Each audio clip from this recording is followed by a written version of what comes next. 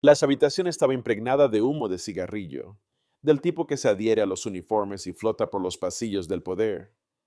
Una sola ventana daba a una ciudad que se preparaba para la guerra, pero dentro del Ministerio del Aire del Reich, un hombre con uniforme blanco se rió mientras lanzaba un informe de inteligencia sobre la mesa pulida.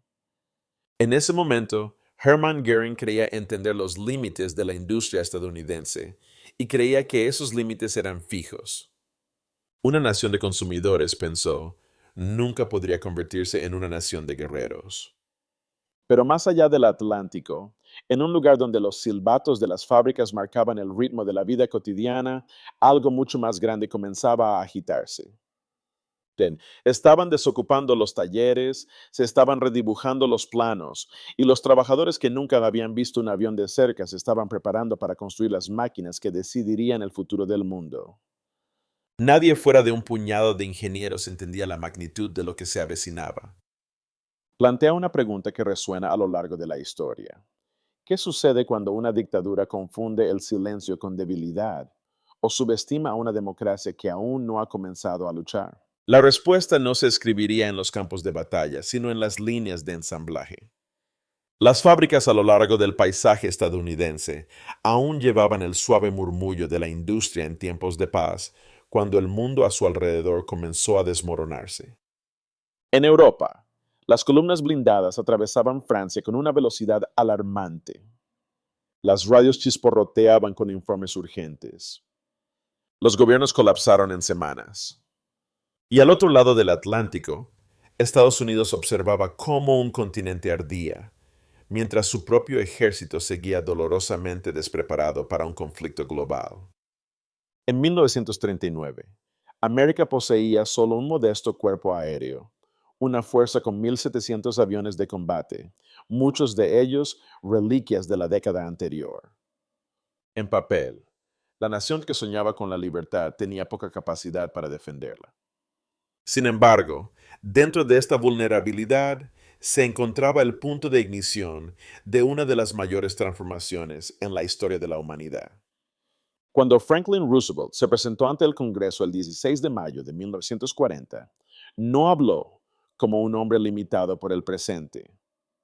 Habló como alguien que entendía lo que el futuro exigía. Su declaración fue contundente. América, insistió, debe adquirir la capacidad de producir 50,000 aviones al año. Pocos creían que tal número pudiera lograrse alguna vez. Los aliados dudaron. Los oponentes se burlaron. Incluso dentro de Washington, el objetivo parecía desconectado de la realidad. Pero el presidente ya conocía al hombre en quien pretendía confiar. William Knudsen, un inmigrante danés que había llegado a la presidencia de General Motors, respondió al llamado de Roosevelt con una decisión que dejó atónito al mundo empresarial. Dejó atrás su salario de $300,000 y aceptó un solo dólar al año para servir a la nación que le había dado un hogar. Su tarea no era construir aviones él mismo. Era enseñarle a América cómo construirlos en números que el mundo nunca había visto. Knudsen abordó el problema como solo un maestro de la industria podría. Veía las fábricas no solo como edificios, sino como organismos vivos, entidades que podían ser remodeladas, reestructuradas y despertadas. Detroit, con sus ríos de acero y autopistas de cintas transportadoras, se convertiría en el corazón de la transformación. Los grandes titanes de la automoción fueron convocados. Ford construiría bombarderos. Chrysler fabricaría motores de avión. Packard produciría Merlins. Cada corporación que alguna vez compitió por los consumidores ahora competiría por la victoria. La transición no fue suave. Los diseños evolucionaron más rápido de lo que las fábricas podían adaptarse. Los materiales eran escasos. Las herramientas tuvieron que ser reinventadas. Los trabajadores que antes construían sedanes ahora estudiaban planos para bombarderos de 4 motores. Pero a medida que 1940 dio paso a 1941, el pulso de la producción estadounidense comenzó a acelerarse. Las rutinas cambiaron. Los turnos se extendieron. El suave zumbido de la industria se convirtió en un rugido constante, y para diciembre de 1941, América estaba produciendo 2.000 aviones militares por mes, un aumento de 20 veces en solo 2 años. Lejos de los salones de mármol de Berlín, donde las predicciones de la debilidad estadounidense se trataban como un evangelio, una nueva realidad estaba tomando forma. Estados Unidos, una nación a menudo subestimada por sus hábitos pacíficos, estaba aprendiendo los ritmos de la guerra. Y aún así, esto era solo el comienzo. La verdadera prueba de la industria estadounidense no llegó en las salas de juntas o en los pisos de las fábricas, sino en los cielos sobre continentes lejanos, donde el metal, el fuego y la voluntad humana chocaban. A finales de 1942, la Luftwaffe aún se creía la dueña del aire. Sus pilotos habían forjado sus reputaciones en las primeras campañas de Blitzkrieg, y muchos asumían que los aviadores estadounidenses se rendirían bajo presión. Pero en las arenas rojas de Túnez, el mayor Johannes Steinhoff fue testigo de un inquietante revés. Día tras día llegaban nuevos pilotos estadounidenses. Sus formaciones crecían más grandes, su disciplina más estricta. Los aficionados de 1942 se estaban convirtiendo en profesionales, y los veteranos de Alemania comenzaron a entender una verdad brutal. Estaban siendo superados en número y velocidad. Esa realización se profundizó a medida que la guerra avanzaba hacia el norte. Sobre la ciudad industrial de Schweinfurt, los haces de la aviación alemana miraban hacia arriba a los grupos de bombarderos que se extendían de un horizonte al otro. Heinz Barr, un piloto acreditado con más de 200 victorias, describió la escena como desesperada. 8 cazas alemanes contra cientos de bombarderos estadounidenses y sus escoltas. Incluso su habilidad no podía superar la aritmética. Cuando los ataques estadounidenses perdieron 60 bombarderos en un solo día, los gerentes de fábricas simplemente los reemplazaron en 2 semanas. Ninguna nación europea había librado una guerra con tal profundidad. A principios de 1944, el conflicto alcanzó su clímax decisivo.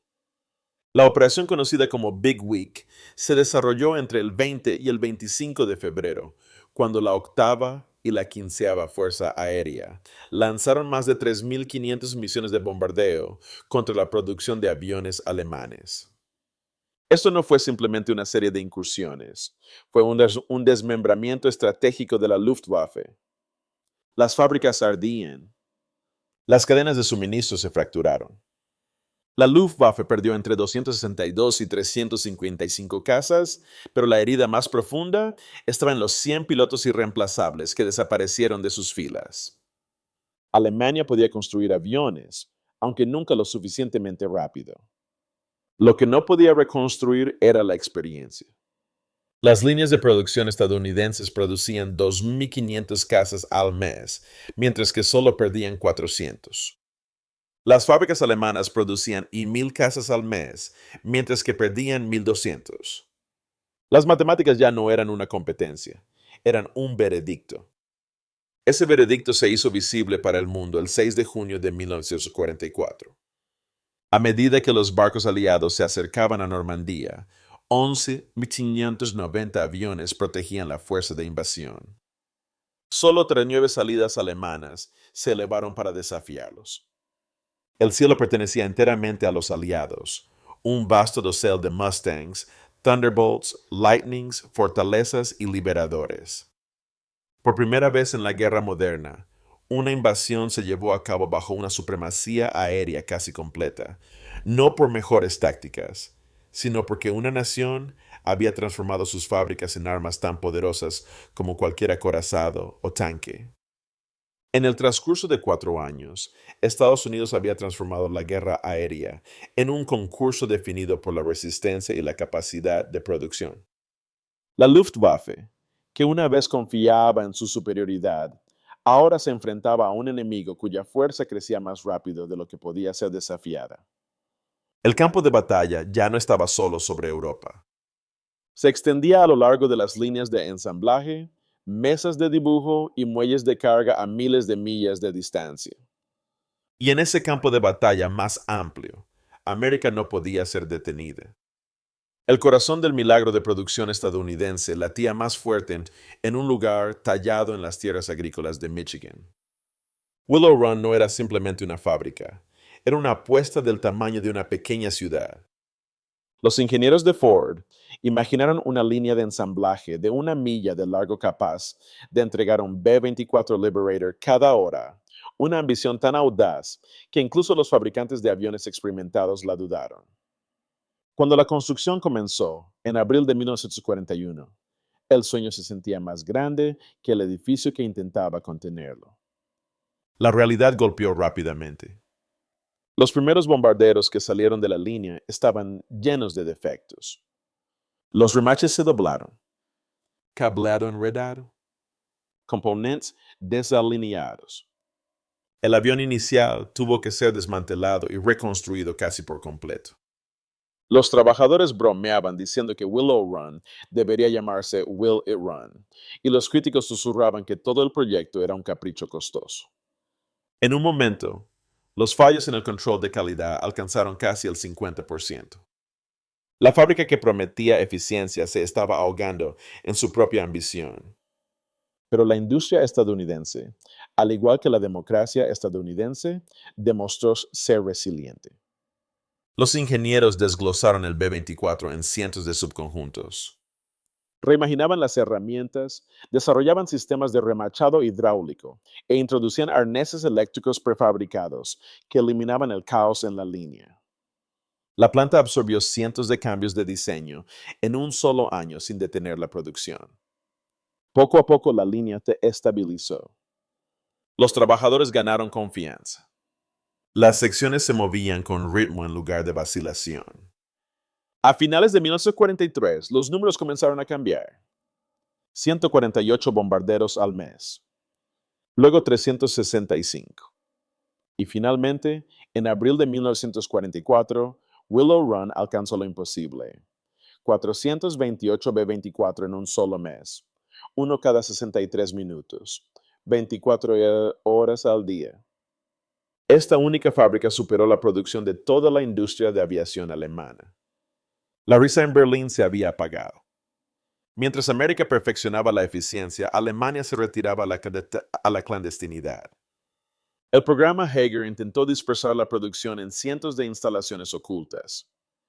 El complejo Mittelwerk dependía solo de 60,000 trabajadores forzados, muchos de ellos prisioneros que trabajaban en condiciones de hambre. 20,000 morirían allí. El sabotaje era común. Las piezas no pasaron la inspección. Los retrasos en el transporte paralizaron el ensamblaje. Las fábricas construidas para evadir a los bombarderos aliados se convirtieron en tumbas que producían más miseria que máquinas. El contraste no podría haber sido más marcado. En los Estados Unidos, las mujeres entraron en las fábricas de aviones con precisión y orgullo. En Dulles, las inspectoras redujeron drásticamente las tasas de defectos. En Willow Run, Rosie la remachadora se convirtió en un símbolo nacional, manejando 3,000 remaches por turno con una precisión casi perfecta. Las herramientas estadounidenses fueron rediseñadas para manos más pequeñas, aumentando la eficiencia sin querer. Los trabajadores libres mejoraron la calidad. Los trabajadores esclavizados la socavaron. Para cuando Alemania desplegó su avanzado jet Mi-262, los cielos ya estaban perdidos. La brillantez técnica no podía borrar el déficit industrial. Menos de 200 jets estaban operativos en cualquier momento, muchos inmovilizados por falta de piezas o motores que se quemaban después de 10 horas. Mientras tanto, América estaba produciendo aviones de próxima generación, refinando los diseños semanalmente y sosteniendo una guerra que abarcaba 2 océanos. Cuando el polvo se asentó, el resultado fue inconfundible. El punto de inflexión de la guerra aérea no había sido una sola batalla, sino el momento en que una nación dominó el arte de construir más rápido de lo que su enemigo podía destruir. En todo el mundo, los analistas luchaban por entender cómo una nación, que alguna vez se consideró introspectiva y despreparada, se había transformado en la mayor fuerza industrial de la historia. Desde Londres hasta Moscú, los observadores militares notaron que la ventaja americana no era simplemente mecánica. Era cultural, era política, era humana. Las democracias, durante mucho tiempo desestimadas como lentas y desorganizadas, habían revelado una capacidad de movilización que las dictaduras nunca habían anticipado. Gran parte de esta fuerza provenía de la propia fuerza laboral estadounidense. Para 1943, 2 millones de ciudadanos estaban involucrados en la producción de aviones. Las mujeres, que representaban menos del 1% de la industria en 1941, se convirtieron en el 65% de su fuerza laboral solo 2 años después. Su precisión remodeló el propio ritmo de la fabricación. En Douglas, las inspectoras redujeron las tasas de defectos del 2% al 3%. En Willow Run, una sola remachadora como Rose Monroe podía superar a todo un equipo de inspección. Estos trabajadores no eran reemplazos temporales. Eran la columna vertebral de un sistema que se volvía más capaz cada mes. El tejido social de la fuerza laboral también fue igualmente transformador. Los afroamericanos, los mexicanoamericanos, los nativos americanos, los inmigrantes, las personas con discapacidades, los adolescentes y los ciudadanos mayores entraron juntos en las fábricas. Muchos nunca habían compartido un espacio de trabajo antes.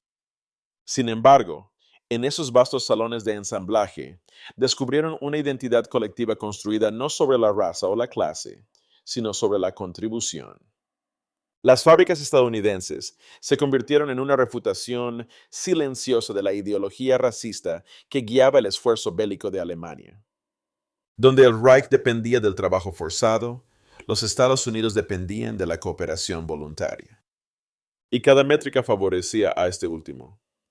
A nivel global, los resultados eran imposibles de pasar por alto. Los comandantes aliados reconocieron que la producción estadounidense les permitía reemplazar las pérdidas más rápido de lo que las batallas podían agotarlas. Los líderes alemanes también lo reconocieron, aunque en términos mucho más dolorosos. A finales de 1944, incluso Goebbels escribió en privado que las promesas de superioridad aérea de Göring eran ilusiones criminales. Hitler, en un raro momento de sinceridad, admitió que Alemania había subestimado la profundidad industrial de los Estados Unidos.